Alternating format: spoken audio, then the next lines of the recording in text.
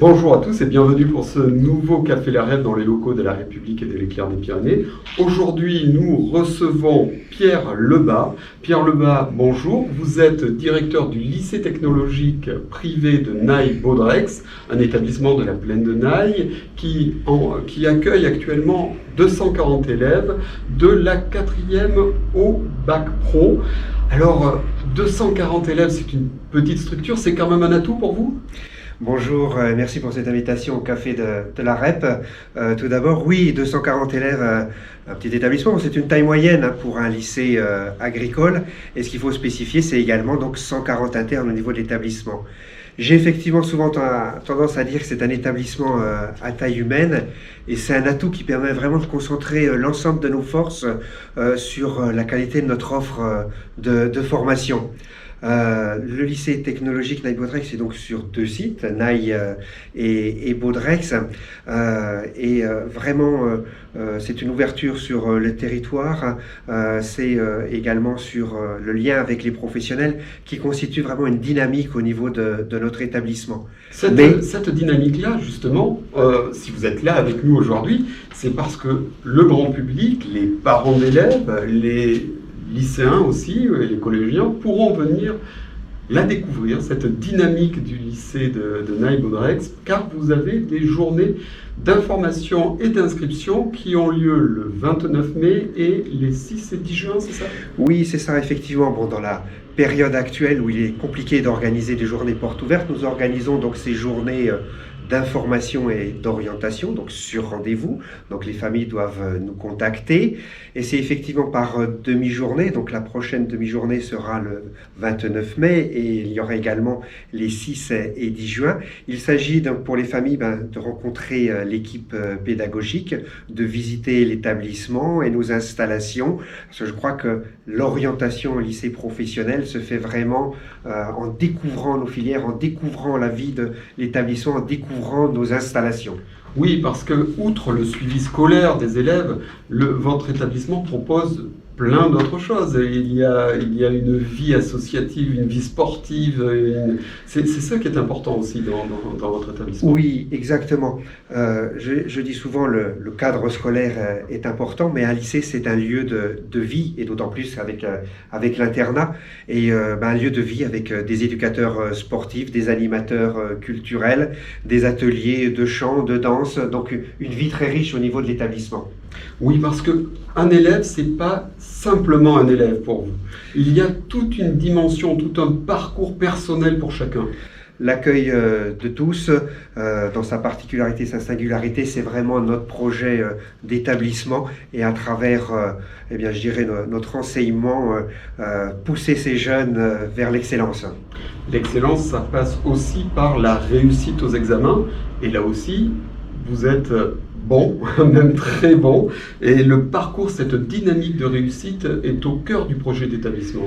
Oui, alors la réussite aux examens, c'est vraiment important, nous en sommes fiers, et c'est important que les jeunes aient l'examen, mais l'établissement, c'est aussi former nos jeunes à l'autonomie, la citoyenneté, et également à la prise d'initiative, et c'est aussi renforcer la confiance qu'ils peuvent avoir en eux.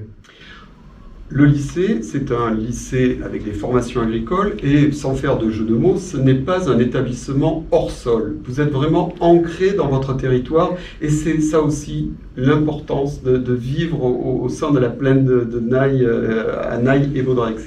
Effectivement, pour un lycée agricole, en tout cas pour notre établissement, ancrer ces formations dans le territoire, c'est vraiment l'existence même de notre établissement. Un lycée professionnel doit être au service de son territoire et des professionnels. C'est aussi un site d'expérimentation pour les entreprises, peut-être ? Exactement. Donc nous avons au niveau du lycée donc une exploitation horticole et maraîchère. Et par exemple, cette année, nous travaillons donc des expérimentations en termes de permaculture, encore d'aquaponie, avec des instituts de recherche et de développement, et également en lien avec AgroSmart Campus, qui est une émanation du conseil régional et qui met en avant cette agroécologie que l'on peut mettre en œuvre. C'est un thème très à la mode, on en a beaucoup parlé pendant la crise du coronavirus, que vous aussi vous avez subi, mais cette vision d'une autre agriculture, vous l'avez également. Nous l'avons également. Je prendrai aussi un autre exemple en lien avec ce qu'on a vécu en lien avec le coronavirus. Nous avons donc une exploitation horticole. Nous avons produit des fleurs, des plants maraîchers. Les élèves, dans la pédagogie de projet qui est vraiment aussi au cœur de l'établissement, les élèves n'ont pas pu participer à cette commercialisation. C'est eux d'habitude qui sont au cœur de ce projet. Nous avons donc mis en place un site internet et nous avons organisé un drive. Quand je dis nous, c'est l'équipe pédagogique et éducative du lycée. Mais les jeunes ont été acteurs par la continuité pédagogique de ce projet, notamment en rédigeant des fiches produits qui ont été mis en place après sur Internet, en ligne sur Internet. C'est très intéressant. Et alors, on va peut-être faire une petite visite du lycée. Il y a deux endroits. Il y a Naï et Baudrex. Présentez-nous peut-être les deux sites rapidement. Oui, effectivement. Donc, c'est la particularité de l'établissement. Donc, deux sites, Naï et Baudrex.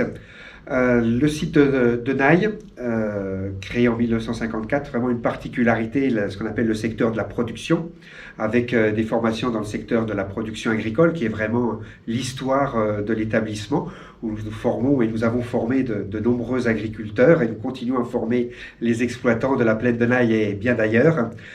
C'est aussi une diversification de nos formations, notamment dans ce milieu agricole, avec maintenant depuis 20 ans, donc nous étions novateurs en mettant en place la filière cheval au sein de l'établissement, qui est vraiment là aussi en lien avec notre territoire, et avec un CAP palefrenier soigneur et un bac pro dans le secteur de l'élevage équin. Pour continuer ces formations sur le site de Naï, et également donc la production horticole, le maraîchage, et toujours dans ce secteur de la production végétale, les travaux paysagers, avec un projet qui va avoir lieu, qui va se réaliser au mois de septembre, qui sera l'ouverture d'une formation par apprentissage, donc un CS en construction paysagère. Ce que l'on peut dire, c'est qu'il y a des filles et des garçons. Et c'est vrai que c'est important, cette mixité. Oui, vraiment. Alors, on a une majorité de jeunes filles, 60% de nos élèves sont des jeunes filles, mais on a vraiment, hormis la filière équine, vraiment une mixité au niveau de nos formations. Et pour être complet sur le site de Baudrex, où là nous offrons donc des formations dans le secteur des métiers du laboratoire, donc la chimie, la biologie, la microbiologie, donc métier de laborantin, là aussi au cœur de l'actualité, et des élèves donc dans le secteur du service à la personne et de l'animation au milieu rural avec un CAP. Et là, on s'est aperçu, là encore avec l'actualité récente, de la nécessité de ces métiers. Et c'est vrai que ça apporte peut-être un nouvel éclairage sur les formations que vous faites. Oui, le métier d'aidant en milieu familial, par exemple, qui est une des formations que nous proposons, ont été au cœur de l'actualité et je pense mise en avant et revalorisée. Il y a d'autres formations où on a fait à peu près le tour, je pense. Et on a fait à peu près le tour, oui. Voilà, alors la particularité de l'établissement aussi, c'est qu'il est facile d'accès. C'est-à-dire, il y a un internat, on va parler de l'internat après, mais il y a des navettes pour les élèves qui arrivent depuis la gare de Coiraz, je crois.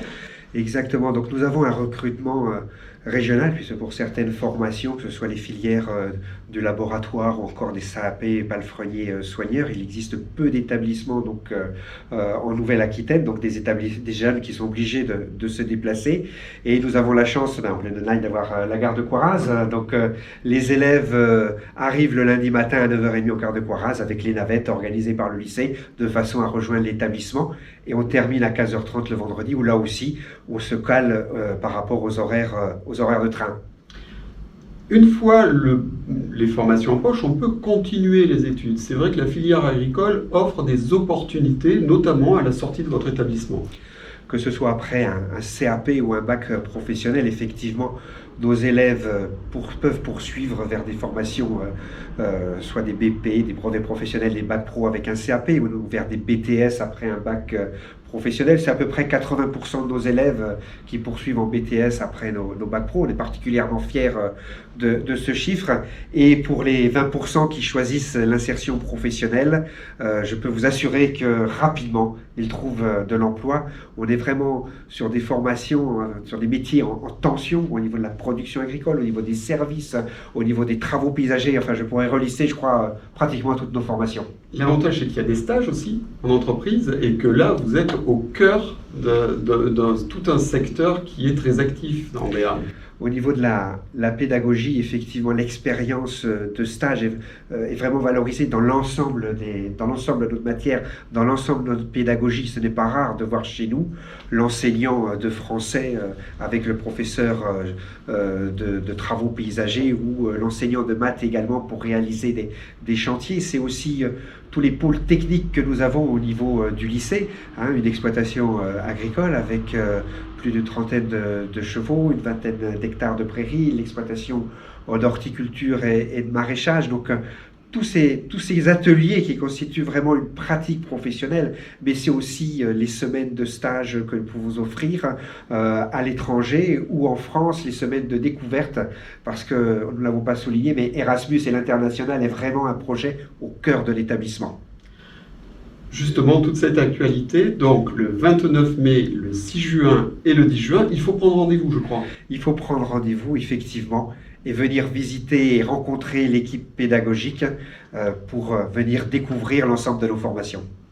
Il y a également un site internet, vous l'avez dit, qui est actif et qui montre toutes les palettes de formation, donc le détail des formations, si vous voulez plus de renseignements sur ce que l'on vient d'aborder, et qu'il y a aussi toutes les informations pratiques pour s'inscrire, parce que là, actuellement, il y a eu un peu de retard peut-être avec le coronavirus, mais on est en plein dans la période des inscriptions. On est en plein dans la période des inscriptions, tout à fait. Oui, oui. Et ça fait plaisir de revoir les jeunes qui arrivent, se renseigner avec les familles. Merci beaucoup, Monsieur Lebas. Merci à vous.